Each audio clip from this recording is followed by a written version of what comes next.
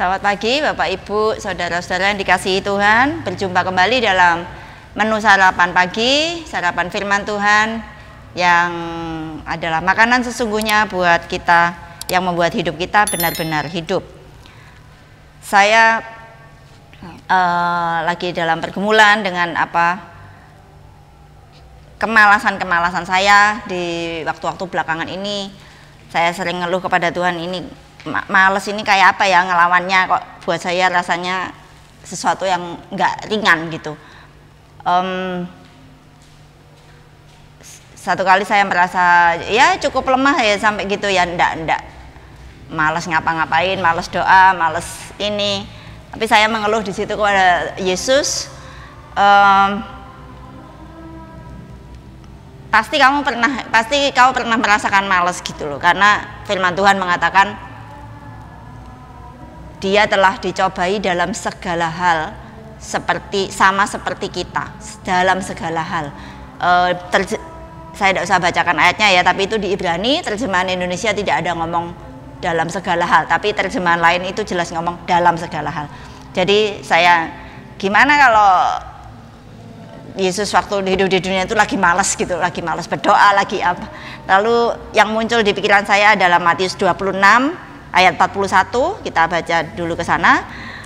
Matius 26 ayat 41. Berjaga-jagalah dan berdoalah supaya kamu jangan jatuh ke dalam pencobaan. Roh memang penurut tetapi daging lemah. Nah, ini yang saya sedang alami ya waktu itu, dan ya juga banyak dari kita dalam bentuknya yang beda-beda pasti mengalami daging lemah waktu dia sedang, daging ini kuat gitu, sedang kuat sehingga dia melemahkan roh kita, dia melemahkan keinginan kita untuk berdoa, keinginan kita yang baik. Ternyata inilah yang dibuat Yesus yang kita sering dengar ya, tapi waktu itu saya merasa satu bagian lagi, seperti satu bagian dibukakan kepada saya dalam perenungan itu. Yesus menganjurkan berdoa, karena dalam doalah daging yang lemah itu, maksudnya roh yang penurut itu dikuatkan, sehingga daging yang maunya memberontak, tidak taat itu akan dibuat tidak berkuasa begitu ya, tidak semakin tidak ngefek atau tidak berotoritas, tidak berkuasa, tidak menguasai kita.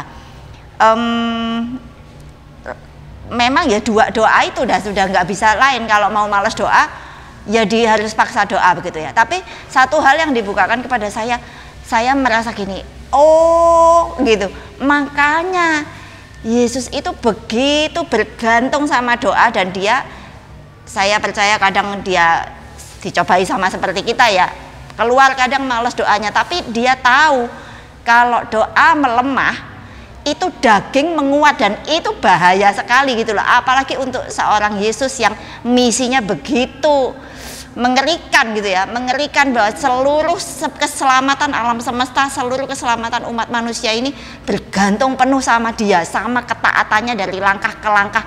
Dia jangan dalam langkah-langkahnya itu dia kepleset untuk melakukan kehendaknya sendiri, untuk memilih apa yang baik menurut standarnya dan bukan menurut standar Bapa di surga. Hal-hal seperti itu yang rupanya itu yang membuat dia begitu bergantung sama doa dia, karena dia adalah orang yang harus terlebih dulu menjadi perintis bagi kita. Menang melawan daging itu bagaimana? Tidak ada seorang pun dari zaman sebelum Yesus ya sampai sekarang itu yang benar-benar tembus menang, selalu menjadi pemenang atas kedagingan.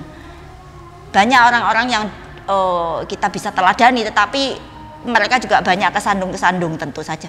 Tetapi hanya Yesus yang sempurna, yang tidak pernah dia salah langkah, tidak pernah dia salah pilih. Dia selalu memilih kehendak roh atau kehendak Bapa di surga, dan itu terjadi karena dia betul-betul tahu menghargai, dia betul-betul ngerti pentingnya sekali dan terdesaknya sekali. Jangan dia jatuh dalam pencobaan, artinya waktu daging menawarkan sesuatu yang di luar kehendak roh Tuhan. keegoannya itu tentu akan ada kecenderungan memilih daging, tetapi itu semua dipatahkan, dikalahkan, dilemahkan oleh doa yang menguatkan rohnya dia untuk terus berkuasa, rohnya untuk terus dikuasai Roh Kudus dan terus mengalahkan daging. Jadi buat Yesus itu seperti ya pergumulan antara hidup mati, bukan hanya dirinya tetapi tergantungnya seluruh semesta ini di atas pundaknya, di atas keberhasilannya dia. Itu yang membuat dia begitu ngeri mungkin ya, dan dia sungguh-sungguh sadar ini penting. Dan di situ saya wow, luar biasa Yesus dia. Jadi saya di situ kayak dibukakan, itulah kenapa Yesus itu selalu berdoa karena dia itu selalu harus menang melawan dagingnya dari langkah ke langkah. Dia tahu itu, dia tahu pentingnya itu. Makanya Yesus begitu bergumul dan dia selalu menang, dan dia mencontohi kita. Ya itulah gunanya doa. Dan itulah kenapa Yesus juga begitu getol berdoa, karena dia tahu tanpa itu dia akan kepleset, dia akan jatuh dalam kelemahan, dia akan menuruti dagingnya dan bukan menuruti Roh Kudus. Kita baca dalam Ibrani pasal 5. Jadi kalau Yesus saja begitu bergumul melawan kedagingannya, sehingga dia begitu mementingkan doa karena dia tahu disitulah kemenangannya terhadap kedagingan itu. Ya, apalagi kita yang memang banyak gagal dalam hal ketaatan kepada roh, dan kita gagal dan kepleset menjadi lebih menuruti daging. Kita baca ayat yang menegaskan itu ya dalam Ibrani 5 ayat 7.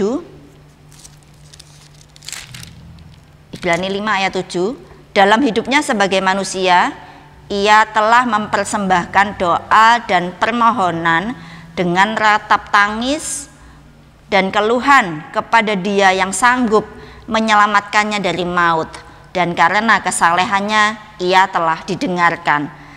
Saudara, ayat ini buat saya sangat menjelaskan gitu loh, sepanjang hidupnya. Jadi ini bukan bicara tentang di Taman Getsemani itu saja ya, di malam yang sangat menentukan itu.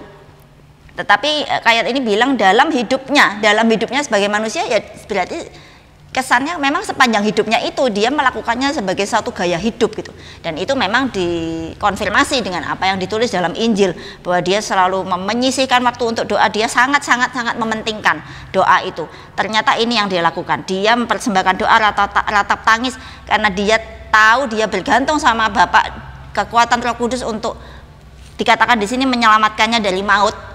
Buat saya pengertiannya bukan hanya di waktu dia dikubur itu, tetapi maut itu menuruti keinginan daging dalam keseharian. Itulah jalannya ke arah maut. Jadi disitulah dia bergantung penuh bukan pada kemampuan dirinya sebagai manusia, tetapi kepada Roh Allah untuk terus menetapkan dia berjalan melangkah bukan terus menurut kehendak Tuhan dan tidak pernah melenceng menuruti kedagingannya. Itulah yang saya dapatkan di sini.